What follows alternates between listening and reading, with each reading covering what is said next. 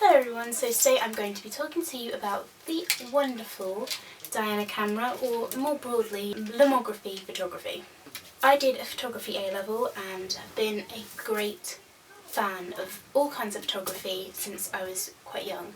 I've been doing lots of different types of photography for many years, digital, film, and of course lomography photography. But many people don't understand what lomography is because it is a lot different to standard film photography, so I thought I would film this video to teach you about lomography and get you kick-started. So the Diana camera, which is the one I own here, which I purchased from Urban Outfitters for around £50, they came about in the 60s in Hong Kong, where they were originally marketed for novelty use mostly. They were more of a toy camera, a bit gimmicky, no one really thought much of them. They were cheap, made of plastic, which they still are today, so they were super lightweight, great for tourists, and they were then exported to the UK and the USA, where they were sold for around $1, so super cheap.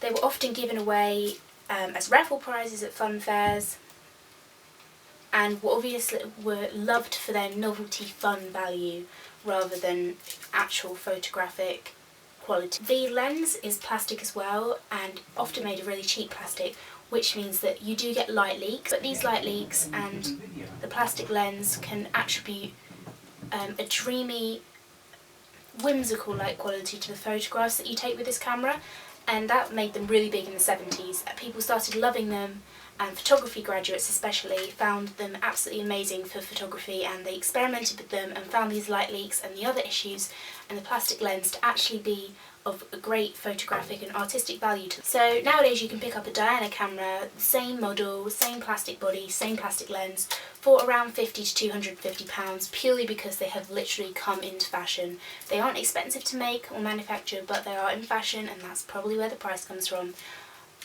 Get them in a range of quirky designs and colours, which I love. I chose the mint green version when I got mine, which, if you know me, you know I love mint greens and turquoises, so this was an absolutely perfect choice for me. And it's been said many a time that shooting a Diana camera is like shooting blind.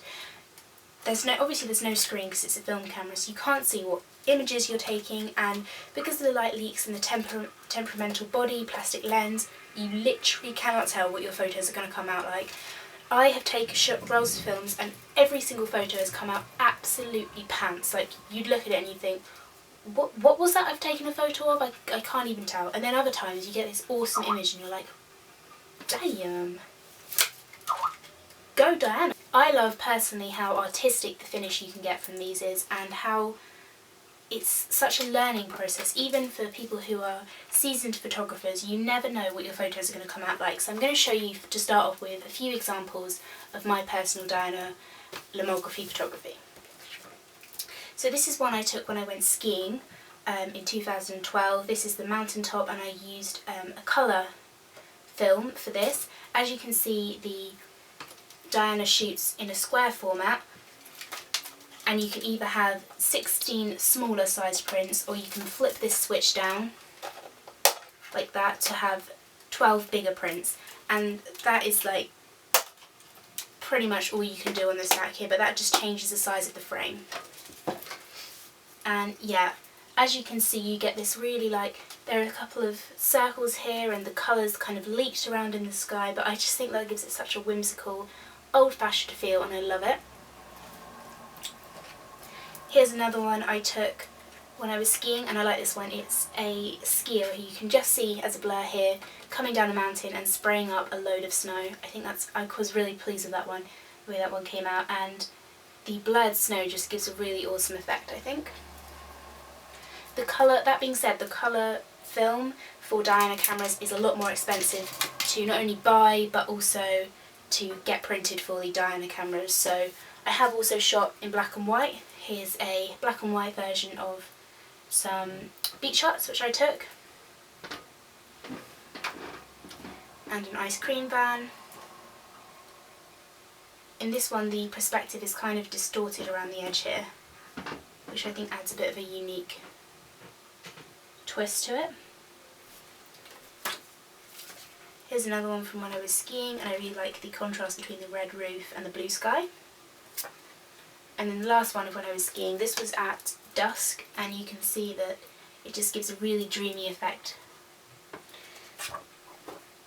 So those are my lomography, some of my examples of my personal lomography photography. 120 film, which is what these cameras use, can be quite expensive and quite difficult to get hold of.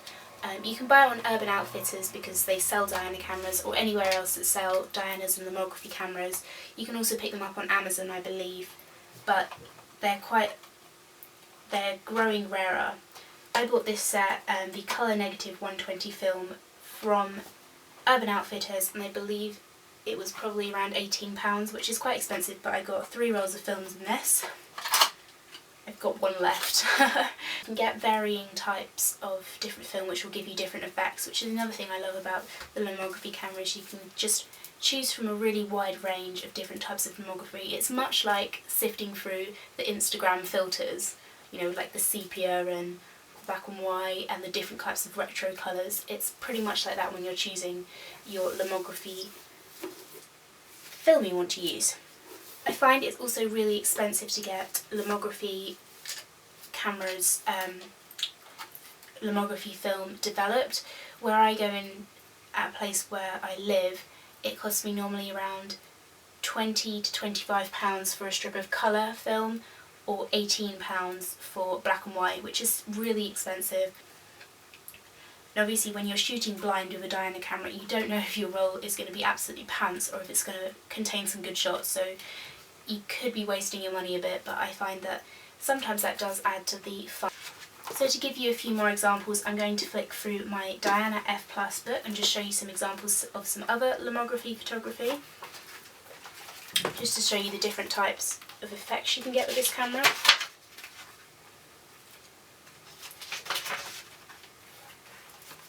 As with all types of photography and art, practice does make perfect with this kind of camera, especially lomography. You just need to work at it.